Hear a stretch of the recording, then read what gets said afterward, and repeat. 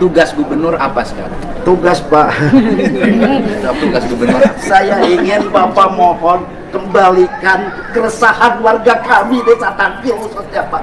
Jangan sampai hari ini, besok, lusa, seminggu ini saya tidak bisa tidur, tidak bisa makan, keluar uang, keluar biaya menungguin rumah Pak Wedi. Sampai kapan saya tuh Pak? Kembalikan keresahan masyarakat kami, kembalikan senyum yang ada di warga masyarakat Desa Tangkil. Warga masyarakat Desa Tangkil toleransi, bukan intoleransi. Siapa yang bilang intoleransi Pak? Kita hidup berdampingan 25 tahun, tidak ada yang saling mengganggu. Kita sama-sama menjunjung tinggi Bhinneka Tunggal Ika. Itu yang kami bangun dari dulu sampai sekarang. Sekarang masyarakat kami sudah rukun, aman, tentram. Kok terjadi kecoklatan? Coba tolong Bapak bisa memfasilitasi kami supaya ini kembalikan marwah masyarakat kami, marwah Desa Tangkil yang berwibawa, marwah Desa Tangkil yang rukun, damai, tidak ada gejolak apapun, semua mengikuti. Coba tolong kami memohon, jangan sampai kami main ke kampung kami, ke Desa Tangkil, ke kampung Tangkil, masyarakatnya saling lempar sana, lempar sini, mukanya kurang, awas ini ada ini, ada ini. Tidak ada satupun yang berani berkata, akulah jalan dan kebenaran dan hidup. Hanya Yesus yang berani berkata seperti itu. Ayo kita berpikir, siapa dia? Kenapa hanya dia yang berani berkata seperti itu? Pak Kades, suara berisik malam itu yang sampai subuh itu warga tahu itu tuh berisik apa cek warga? Bukan. Kita tahu Bukan apa begini Pak, berdasarkan keresahan masyarakat bahwa di situ ada kegiatan keagamaan sambil menimbulkan keresahan masyarakat. Bentar dulu, kata si ibu tadi tidak tahu bahwa itu kegiatan keagamaan. Yang awalnya itu yang Idul Adha Pak. Kalau yang 27 kan kemarin yang 27. Dikirim videonya sama Pak Yongki ke melalui Pak RT. Jadi warga tahu bahwa itu kegiatan keagamaan. Ketahuannya dari situ Pak. Dari gitu. Enggak gini. Ini nih pemahaman warga pada waktu itu, malam itu dipahami sebagai kegiatan keagamaan atau peristiwa sound system biasa. Artinya orang nyanyi tidak tahu bahwa itu nyanyinya keagamaan. Yang saya tahu mah pernah ada gini katanya pas datang si RT itu, ya kumaha ya dari ini sudah ini katanya ini meresahkan gitu, seolah-olah ada keagamaan yang di tanggal situ. 27. Jadi suaranya itu beda Pak kedengerannya. Jadi kayak ada yang apa sih gitu. Iya, itu kan Pak yang tanggal 6 nih, kita yang belum tahu itu tanggal 6 Idul Tanggal Adha. 6 tidak tahu. Tidak Ya, tahu. waktu Idul Adha mah tidak Tidak tahu. tahu. Itu kegiatan keagamaan. Ya, Oke. tanggal 27-nya kan datang lagi Kemarin. yang Yang kejadian kemarin. Waktu yang kegiatan waktu Idul Adha mah tidak ada lagi konflik. Tidak, ada. langsung beres. Yang sampai subuh kejadian Iya, itu, langsung pada pulang itu lagi. pada pulang. Pada pulang, selesai, sudah udah selesai. Selesai. Tapi Ya. ada di situ ada ini juga pernah ada ribut nggak? Enggak ribut, tapi ada kayak perjanjian gitu ya Pak. Nah waktu itu siapa yang bertemu dengan Pak Yongki, bertemu dengan Pak siapa, Pak Widi? Pak RT. Pak, mohon maaf. Sebenarnya kejadian itu malam takbiran, malam takbiran Idul Adha. Bentar ya. Sebelum malam takbiran itu kegiatan kurang lebih 17 mobil. Yang 2 mobil khusus barang-barang balik lagi. Yang 15 mobil ditunda di tempat parkir depan rumahnya ini, yang menunggunya Pak Ade Banser itu. Nah, terus setelah itu malam takbiran. Nah, kegiatannya itu malam Sabtunya kan Idul Adha itu hari Jumat. Ya, Idul Adha itu malam Jumat.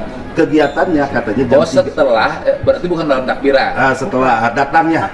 Oke, gini. Kegiatannya bukan malam takbiran, kegiatannya di hari Idul Adha. Di hari Idul Adha, artinya malam Sabtu, bukan malam takbiran. Ya. Malam takbiran kan malam Jumat. Ya, malam Sabtu itu terjadi kegiatan rame-rame, katanya kegiatan keagamaan jam 3 sampai katanya pokoknya rame, orang yang keluar dari masjid aja rame subuh gitu Pak. Begitu. Nah, akhirnya mungkin kedengaran sama Pak RT akhirnya menegur ke tempat itu, coba tolong jangan sampai meresahkan masyarakat, karena kita kan udah rukun-rukun jadi sensitif tentang keagamaan. Akhirnya itu jam berapa, tahu jam 12 tahu jam berapa, bubar tuh yang 17 mobil sebanyak 136 mobil. Malam Sabtu. Hari Sabtu. Berarti sehari setelah Idul Adha. hari Sabtu gitu. Nah, terus begitu saya datang konfirmasi sama Pak RT ke Pak Yongki. Pak Yongki tolong katakan ini kita jangan sampai membuat kegaduhan masyarakat. Masyarakat kita aman, nyaman, tentram, enak. Jangan sampai membuat kegaduhan, keresahan, kebimbangan. Kita yang jadi pemerintahan di sini serba salah kan gitu kan. Tolong kalau bisa nanti Bu Nina atau yang punya tempatnya datang ke Balai Desa jam hari Selasa. Tapi sampai saat ini tidak ada. Nah, kemarin kejadian tanggal 27 kita ditelepon sama Pak Kapolsek. Pak, katanya ada keresahan kegiatan keagamaan. Ya, datang kita sekitar jam 10. Cuman pantauannya digembok, kita minta izin dulu, lama menunggu kurang lebih, dan digembok. Keluarlah yang namanya Pak Wedi. Oh iya, katanya coba Pak sama saya pengen ngobrol gitu. Masuklah ke dalam. Dibuka gemboknya, masuk ke dalam, kita datang bersama Ketua MUI, Pak RT, terus Pak Kapolsek, terus menanyakan, tolong, ya akhirnya tidak ada titik temu, berkelit ke sana kemari, akhirnya kita kepentok sama waktu setengah 12, mau Jumatan, akhirnya kita pulang ke Polsek. Berarti seminggu setelah Idul Adha? Ini mah kemarin yang tanggal 27, yang tanggal 27, yang waktu hari itu. Hari Jumat kemarin. Waktu kejadian. Waktu kejadian. Akhirnya kita pulang ke Polsek, kata Pak Kapolsek, MUI tolong jangan dulu pulang. Tunggu dulu di sini. Kita bagaimana caranya bikin untuk peneguran atau surat himbauan? Bagaimana caranya? Oke, kata MUI. Pak MUI ditugaskan untuk membuat surat himbauan itu. Itu Pak MUI-nya, Pak MUI. Ya, mangga nanti ngobrol dengan saya. Iya, jadi itu kemudian jadi ribut gimana? Nah, jadi ribut setelah Jumatan, kita tidak tahu kan. Gitu. Yang komando siapa? Ya, kita tidak tahu. Taunya Pak Kapolsek nelpon, udah ada rama demo, kita ke sana. Oke. Sekarang ada nggak warga Bapak yang tidak pulang selain yang ditahan? Artinya pergi jauh, kabur, ada nggak? Kalau sampai saat ini kita kurang begitu paham ya Pak. Warga saya atau pulang atau tidak, kebanyakan ada yang di rumah sih. Artinya kan ada yang ditahan nih sekarang nih. Ada ditahan. Selain yang ada ditahan, ada nggak yang dianggap melarikan diri? Ada kemungkinan juga ada. Nggak warta Bapak, barangkali Bapak tahu warganya tidak pulang lagi ke desa, tapi tidak pulang ke rumah. Oh, belum ngecek ke sana Pak. Yang dianggap melarikan diri siapa? Ya. Karena kan saya dengar informasi, orang yang paling berperan utama, katanya, saya juga nggak tahu ya, katanya melarikan diri.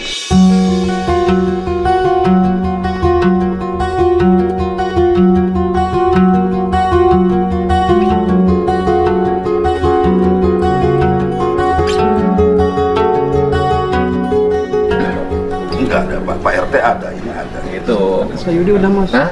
Pemantauan saya sebagai Mas Lubu, ketika dibutuhkan ketika untuk pemeriksaan semua Ada. Berarti tidak ada hanya orang. satu kemarin yang siapa namanya? Ada yang memang kerja, memang lagi keluar kota, saat itu izin cuti ke perusahaannya. Itu tapi pas dilihat, pas saya informasi kepada beliau dan di sana pun tidak ada keributan. Nah, dalam pandangan Bapak sebagai pengacara, ini loh, oke, kan ini peristiwanya berjalan. Yang dianggap aktor siapa? Yang punya peran besar, mempengaruhi, menggerakkan. Kalau dilihat dari kronologis, saat itu hanya waktu kepada kami pun pertemuan Pak RT. Pak RT menjelaskan tentang kronologis dari awal. Ketika menggerakkan sampai terjadi keributan, Pak RT pun, Pak RT siapa yang gerakan? Pak RT menyampaikan, saya tidak tahu. Hanya ketika Pak RT menyampaikan, saya udah negur nih ke Pak Wedi. 3 kali pertemuan nih saya udah tegur nih. Malah pas tanggal 7 itu, ya kan rame sampai malam.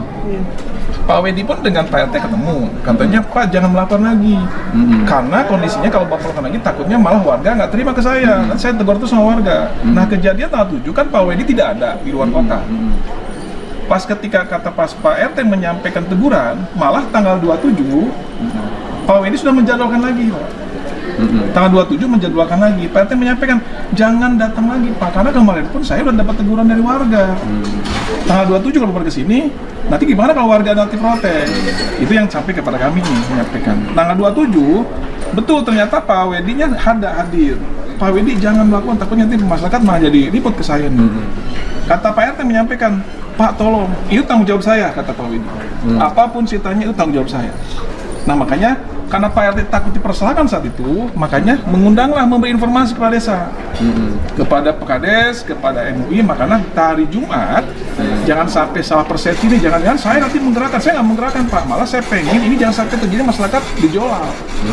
Nah ketika saat itu hari Jumat, ya saat itu sebelum Jumatan tuh, makanya Pak RT nggak mau dipersalahkan, ya udah ngundang MUI, ngundang namanya Kapolsek.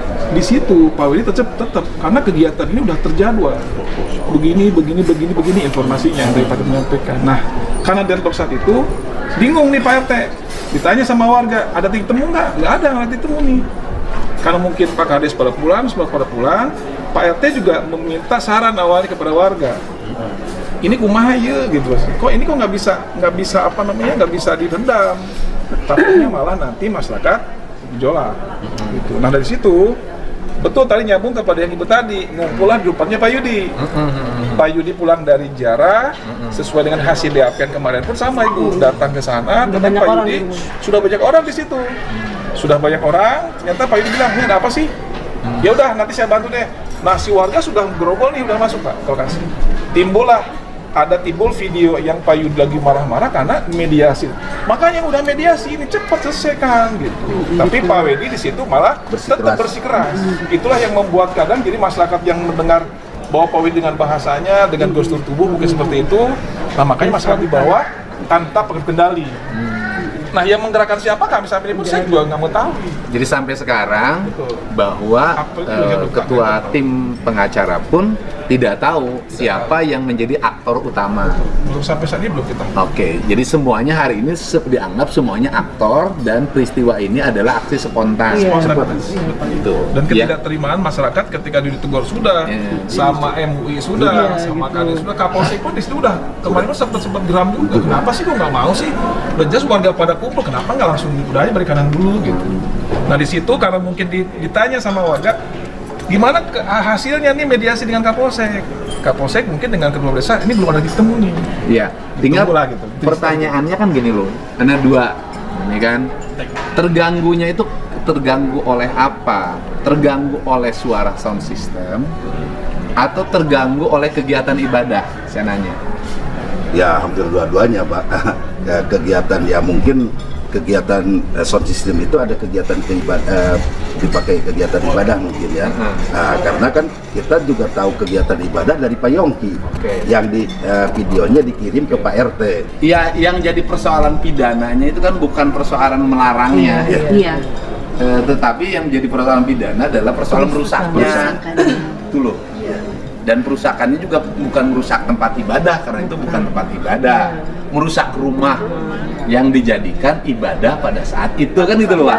Kan gitu. Eta hungkul nahan amak eta hungkul. Padahal mah protes teu naon tapi entong ngaruksak. Iya. Lalu kembali lagi ke SDM. Maksudnya kembali lagi. Dia yang dari pihak itunya noyot, Bapak udah ditegur berapa kali. Ngotot. Coba kalau misalkan ngegel, cuman nyelehan. Itu benar mau gitu Bapak. Oh, jadi kulantaran tengelehan jadi amek. Oh gitu. Kan sebelumnya juga. Amek teh pan sukses kalau piring di babak gitu.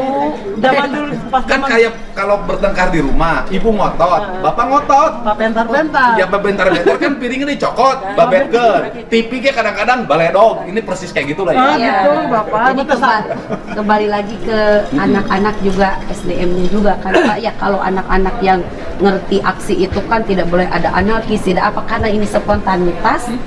Jadi itu tadi kembali kayak ibu-ibu marah apa gitu. Seperti itu, tapi intinya masih Pak saya berharap setelah kejadian ini di kampung saya damai lagi, tentram lagi seperti biasa harapan kita itu. Dan juga yang saya pikirkan ini Pak, keluarga kata Bapak tadi kan proses hukum tetap berjalan ya. Yang saya pikirkan adalah warga saya ini yang ditinggalkan ya, karena Ibu Eva tadi sekarang ditanya sama Bapak apa sekarang sehari-harinya tabungan juga bukan tabungan apa gitu ya, yang lain apalagi celengan ya, maksudnya gitu Pak. Bagaimana kedepannya perhatian dari semua pihak untuk istri-istri yang ditinggalkan. Ya, jadi kalau hari ini saya membantu sebagai warga, bukan sebagai warga yang suaminya berbuat salah.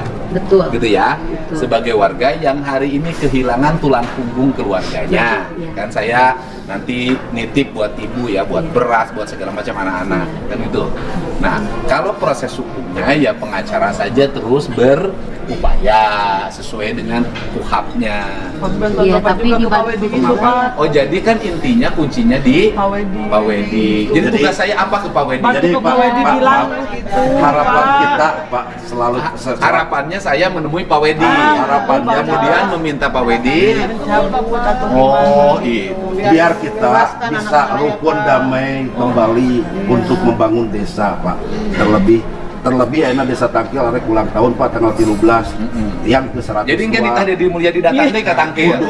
Tapi jangan sekalian sampai mendamaikan, Bapak Pak. datang justru membuat suasana Iya. gaduh. Kayak Gaduhnya kemarin kan kenapa? gaduhnya katanya Bapak mengasih uang ke Pak Yongki 100 juta. Dikasih ke DKM. Terus Pak Yongki bikin Terus Pak Yongki bikin konten katanya, nih uang 100 juta dari Pak Yongki mau dikasihkan ke DKM masjid semua yang ada di sini. Nyatanya kan tidak ada, bohong.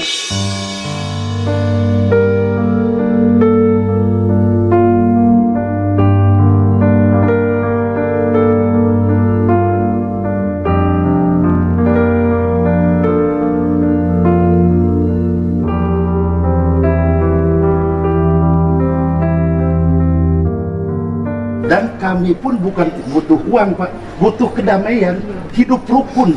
Kalau Rukun saya waktu kebersamaan itu, gitu gini, Pak. kalau saya waktu itu ya, ini kan gubernur nih, cara berpikir, cara bertindaknya, kan ada kerusakan.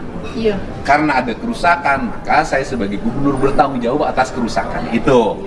Maka saya menyerahkan bantuan agar Pak Yongki bisa memperbaiki rumahnya, dan gitu loh. Tapi urusan lain kan saya tidak mengintervensi, ya silahkan saja itu hak, gitu loh. Karena kalau ibu-ibu mengganti mau ayah biaya nah, Boro-boro Bapak. itu intinya. Tapi padahal Pak sebelum Bapak datang itu kami para pemuda di situ itu udah membersihkan sama Pak Kapolsek, bahkan yang ngelas pintu itu kami pemuda sama Pak Kapolsek itu. Iya, itu membersihkan. Membersihkannya sampai Kan biar tujuannya maksud saya reda, Ya. gitu loh.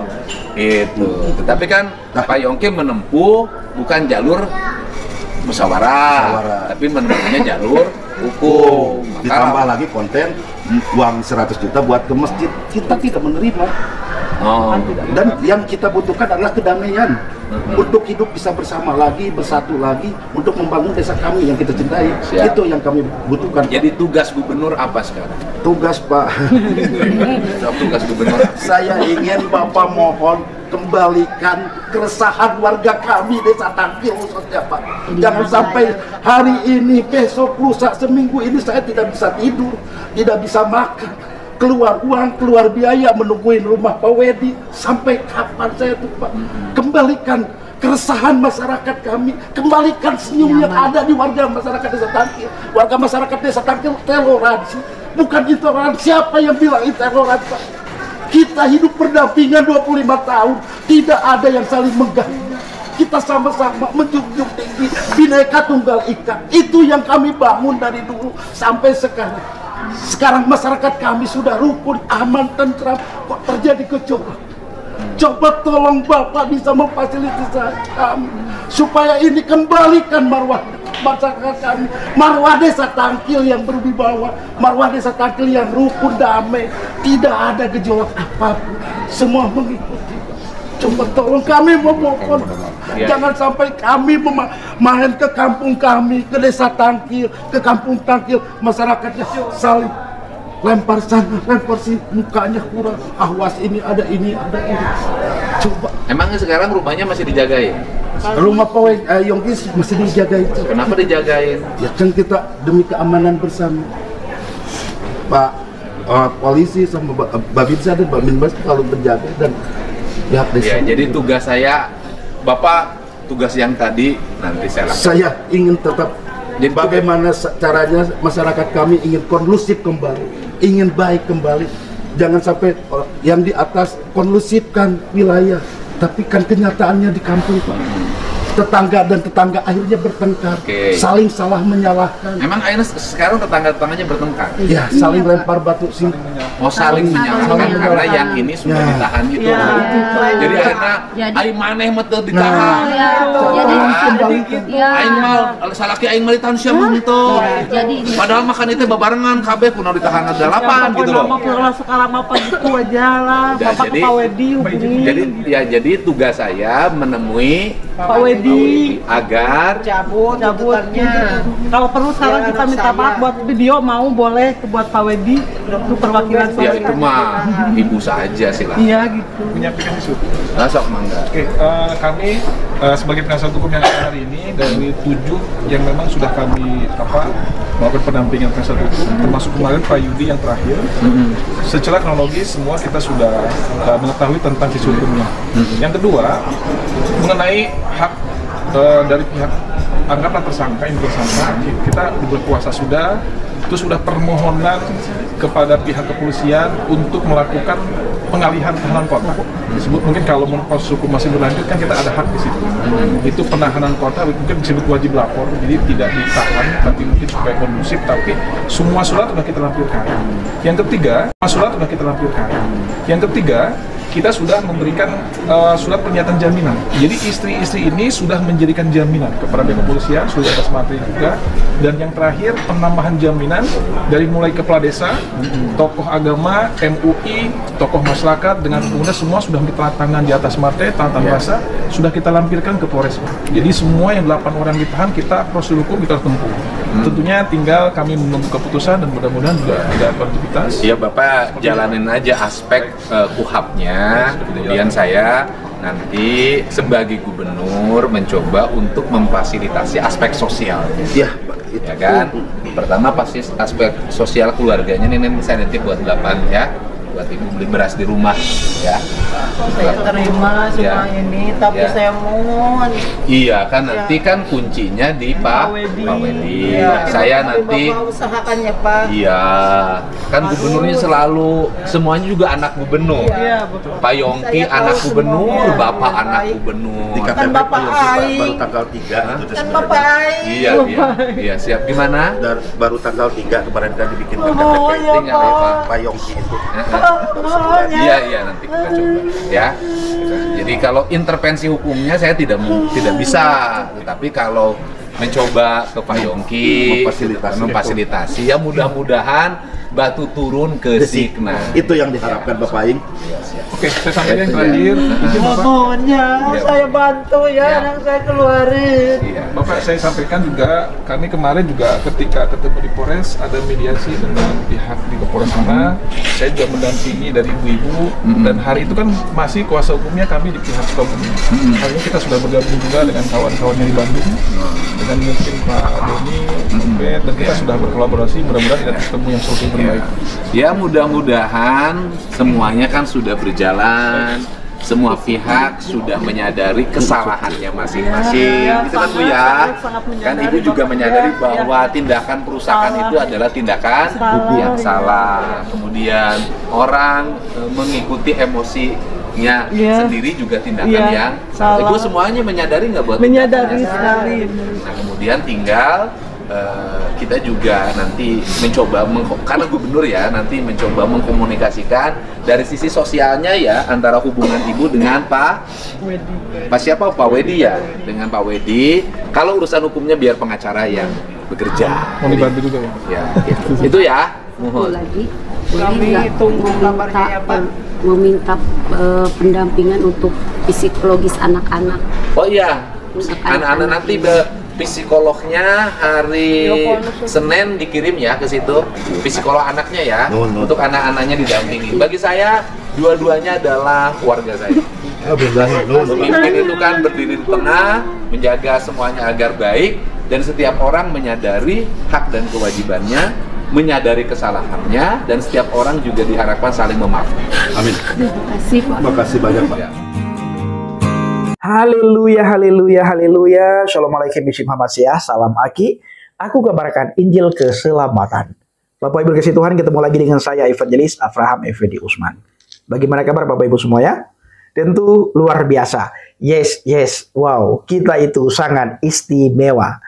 Saudaraku dikasihi Tuhan, para pencinta Ajil Habaget dan para pengikut Kristus yang setia. Pertama sekali saya mengucapkan terima kasih kepada saudara yang selalu mendukung pelayanan Habaget, baik melalui doa, dana, motivasi maupun support saudara semuanya. Lebih-lebih lagi saudara yang selalu membantu pelayanan yang kami lakukan bersama dan Bang JDP di pedalaman Mentawai.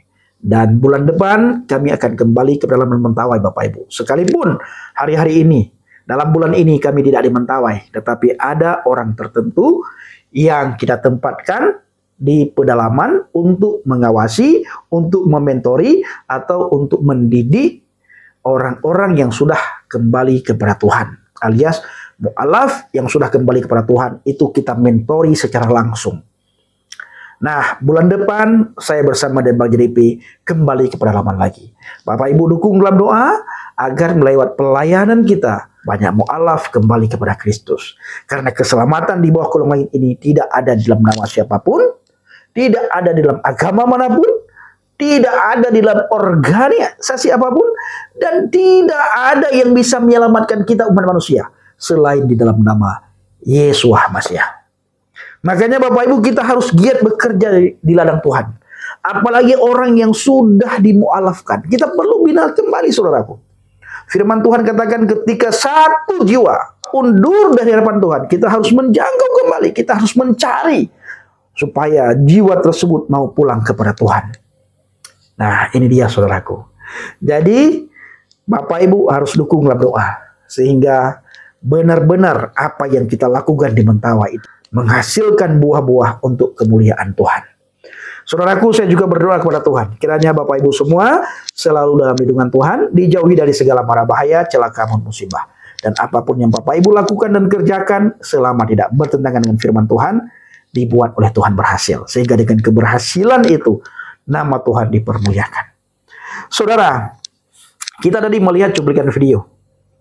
Ya, video ini benar-benar sangat viral, sangat heboh, dan sangat menggegerkan dan menggemparkan bangsa dan negara kita. Banyak pihak membahas Bapak Ibu karena kejadian ini yang dialami oleh anak-anak dan banyak anak-anak sampai sekarang itu masih trauma.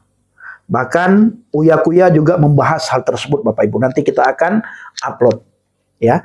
Nah, tadi kita lihat dari cuplikan video itu Bapak Ibu, ada hal yang sangat tidak masuk akal.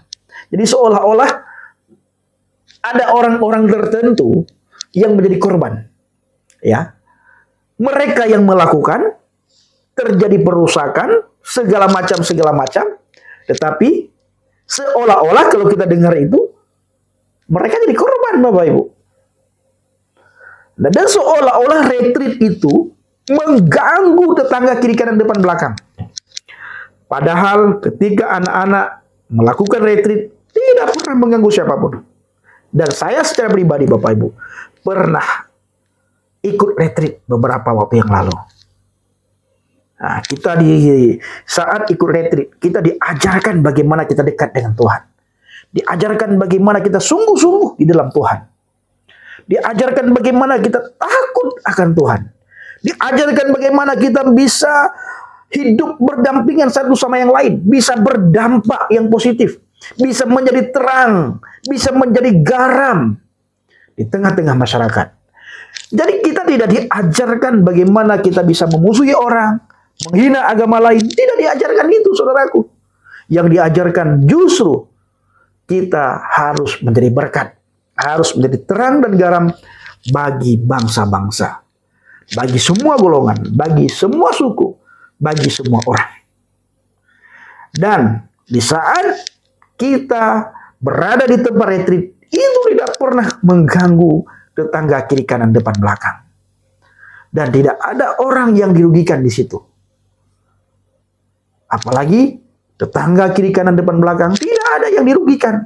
Memang saudaraku, kadang-kadang alasan yang dibuat-buat, seolah-olah mereka bisa hilang keselamatan. Seolah-olah mereka bisa murtad.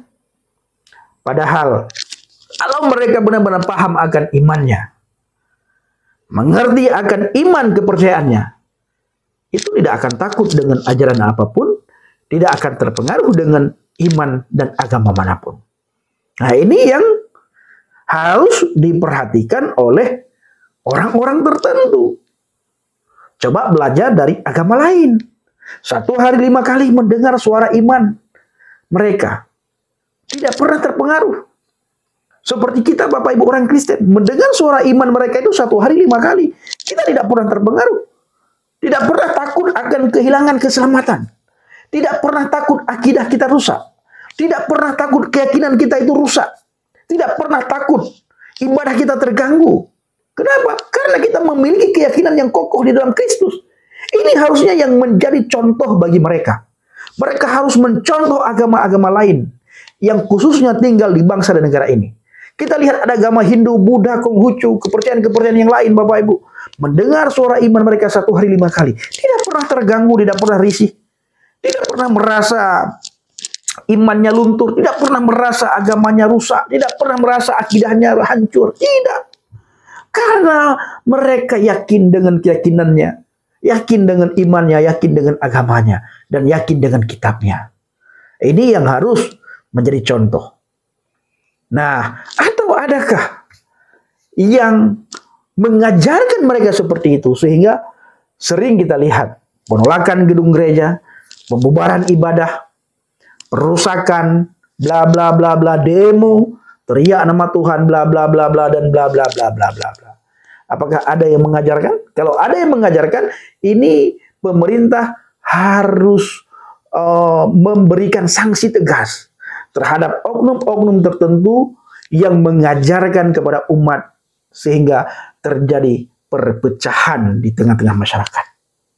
Nah, ini pemerintah harus turun tangan, tindak lanjut, ya, sikapi dengan tegas oknum-oknum yang ceramah, yang bisa mengganggu kedamaian, ketentraman, ketenangan masyarakat itu harus dipilah, diberikan sanksi tegas. Apabila ada penceramah, ketika dia ceramah bisa merusak atau bisa mengganggu kedamaian, berikan sanksi tegas. Bila perlu ungsikan orang tersebut, masukkan ke sel tikus. Apa yang Bapak Ibu dapatkan dari cuplikan video tersebut, silahkan Bapak Ibu tulis di kolom komentar dan mari kita pergunakan komentar kita dengan bijak. Di akhir video, saya tidak pernah jemu-jemu mengajak kita semuanya supaya kita tetap berteguh di atas fondasi iman yang benar. Terima kasih. Assalamualaikum warahmatullahi wabarakatuh. Salam Aki. Aku kabarkan Injil keselamatan. Bapak Yahweh Bishim Adonai Yesus Hamasyah. Waruah Kudus memberkati kita semua. Haleluya. Amin. Salam Murtadin. Terima kasih.